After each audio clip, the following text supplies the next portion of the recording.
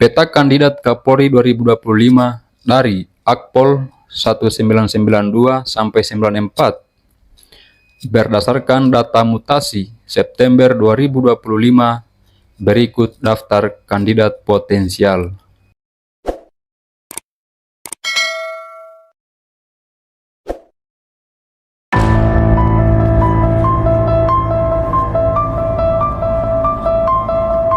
Assalamualaikum warahmatullahi wabarakatuh. Sahabat sekalian, kita kembali lagi di channel ini. Kali ini kita akan membahas dan membedah calon pengganti Kapolri Listio Sigit Prabowo. Tentu pergantian ini buntut dari desakan publik yang semakin kuat. Kita mulai melihat siapa sosok pengganti Kapolri yang akan menduduki jabatan itu. Saya telah menemukan sebuah tulisan, sebuah analisis dari salah seorang senior lulusan doktor yang bernama Madi Saputra. Kira-kira seperti ini tulisannya. Pergantian Kepala Kepolisian Negara Republik Indonesia atau Kapolri selalu menjadi perhatian publik luas. Jabatan ini bukan sekedar kursi birokratis, tetapi simbol kepercayaan negara terhadap institusi yang menjaga keamanan dan ketertiban masyarakat. Kapolri adalah figur yang berada di garis depan, menjaga tegaknya hukum, melindungi masyarakat, dan sekaligus menjadi representasi Polri di hadapan Presiden serta dunia internasional. Saat ini, Jenderal Listio Sigit Prabowo yang merupakan jebolan Akpol 1991 telah menorehkan jejak kepemimpinan yang khas, terutama dengan mendorong presisi, prediktif, responsibilitas, dan transparansi berkeadilan sebagai visi institusi. Namun, sebagaimana hukum organisasi yang terus bergerak, kepemimpinan pun harus berganti. Pertanyaannya, siapakah sosok yang akan dipilih Presiden Prabowo sebagai pengganti Kapolri Listio Sigit Prabowo? Untuk menjawab itu, kita perlu melakukan analisis akademis berdasarkan pool of recruits di tubuh Polri, tradisi rotasi antar angkatan, serta kalkulasi politik dan sosiologis yang melekat pada setiap keputusan presiden. Aturan baku, hanya Komjen yang bisa jadi Kapolri. Jadi yang bisa menggantikan Listio Sigit hanya berpangkat Komjen. Syarat utama menjadi Kapolri adalah berpangkat Komisaris Jenderal atau Komjen perwira tinggi berbintang 3. Aturan internal Polri sudah sangat jelas. Seorang Inspektur Jenderal atau Irjen bintang 2 tidak bisa langsung diangkat menjadi Kapolri yang berpangkat Jenderal bintang 4 tanpa terlebih dahulu naik ke Komjen. Meskipun pangkat Komjen bisa baru disandang hitungan jam sebelum pengangkatan, status itu menjadi legitimasi formal. Oleh karena itu, peta kandidat Kapolri selalu terbatas pada para Komjen aktif yang saat ini jumlahnya berkisar 25-27 orang. Komjen tersebar dalam 2 domain. Yang pertama, Mabes Polri, lebih prestisius, terdiri atas jabatan strategis seperti Wakapolri, Kabareskrim, Kabaintelkam, Kalemdiklat, dan Korbrimop. Kedua, di luar Mabes Polri, mereka-mereka yang ditempatkan di kementerian atau lembaga seperti Kepala BNN, Kepala BNPT, atau pejabat struktural di Kemendagri, Lemhanas, dan DPR. Jadi ada dua penempatan ini, ada di internal Mabes Polri dan di luar Mabes Polri. Yang kemudian, tradisi rotasi antar angkatan.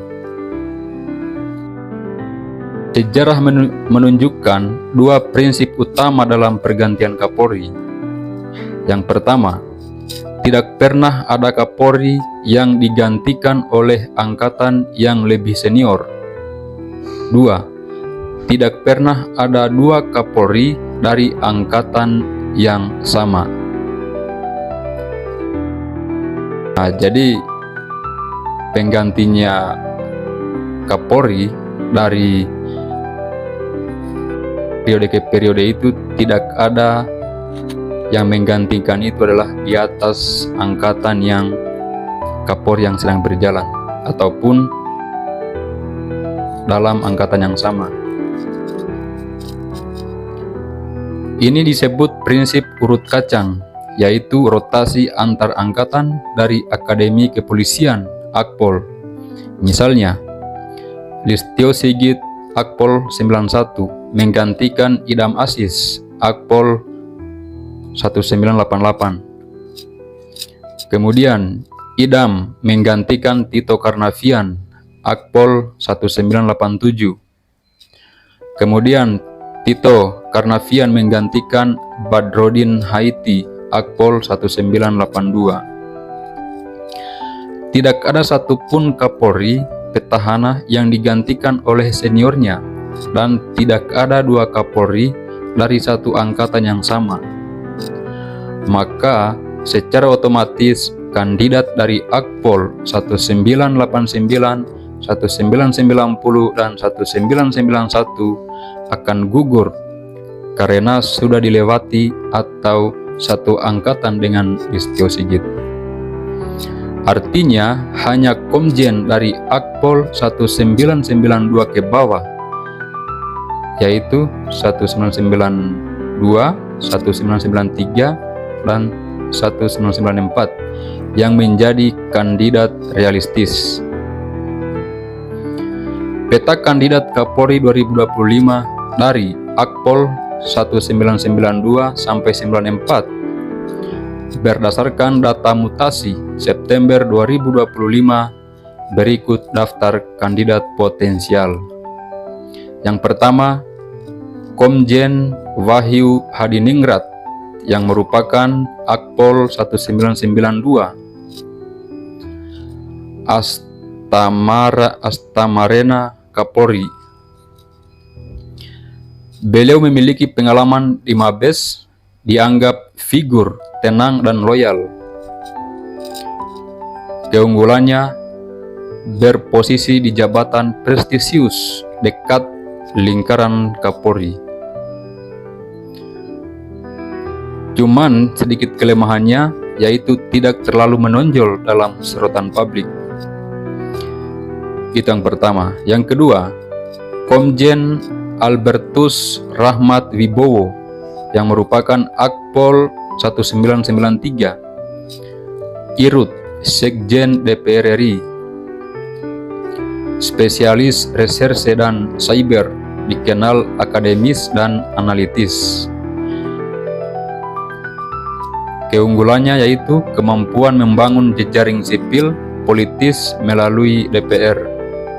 Sedangkan kelemahannya posisinya di luar Mabes, membuat prestisenya agak rendah. Yang ketiga, Komjen Suyudi Aryo Seto yang merupakan Akpol 1994 yang merupakan Kepala BNN, Badan Narkotika Nasional. Baru naik menjadi Komjen, namun karirnya melesat pesat. Keunggulannya, figur muda, membawa semangat reformasi, dekat dengan isu narkotika yang strategis. Namun kelemahannya, jika dipilih berarti loncat angkatan melewati Akpol 1992, 1993, berpotensi menimbulkan resistensi internal. Dari ketiga nama di atas, nama Suyudi Aryoseto mencuat sebagai kandidat terkuat, mirip kasus Tito Karnavian Akpol 1987 yang melompati 4 angkatan senior. Faktor politik yang merupakan hak prerogatif presiden. Konstitusi memberi presiden hak prerogatif untuk memilih Kapolri, meskipun Kompolnas hanya memberikan usulan 3 nama. Dalam politik praktis ada 3 faktor pertimbangan. Yang pertama, soliditas internal Polri. Presiden pasti mempertimbangkan jangan sampai pilihan menimbulkan friksi besar di tubuh Polri. Kedua, kedekatan personal dan kepercayaan. Polri harus bisa sejalan dengan visi presiden, terutama di tahun-tahun awal pemerintahan Presiden Prabowo. Ketiga, agenda reformasi Polri. Presiden Prabowo sudah menyetujui desakan reformasi dari berbagai tokoh bangsa. Figur Kapolri baru harus bisa mengeksekusi agenda ini. Dilema organisasi antara reformasi dan tradisi. Jika Presiden memilih Wahyu Hadiningrat Akpol 992, maka tradisi urut kacang terjaga. Polri solid, tapi publik mungkin menganggapnya konservatif. Jika memilih Albertus Rahmat Wibowo Akpol 1993, Presiden menegaskan pilihan pada figur akademis politis, namun risikonya prestis internal lebih rendah.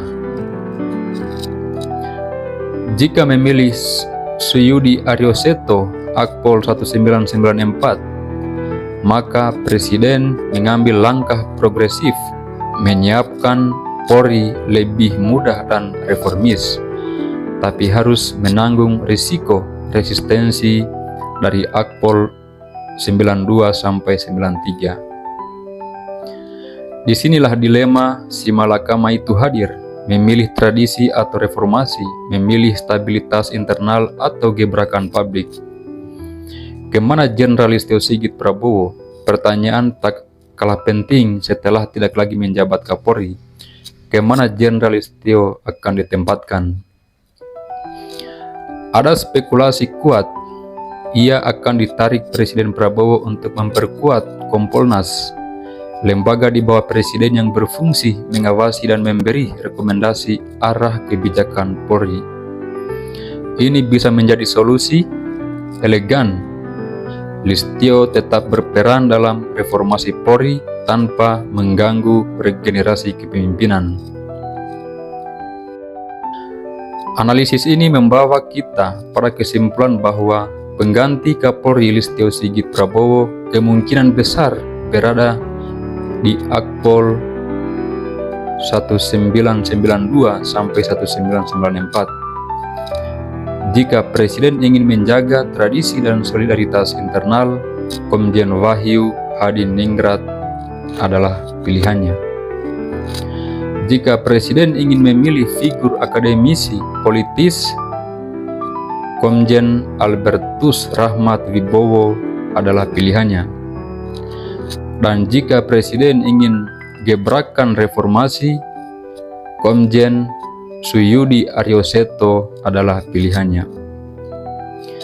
Pilihan akhirnya ada di tangan Presiden Prabowo, dan sebagaimana sejarah membuktikan, keputusan ini tak hanya menentukan arah Polri, tetapi juga stabilitas demokrasi dan masa depan bangsa. Itulah analisis dari Madi Saputra. Silakan teman-teman memberikan komentar di bawah.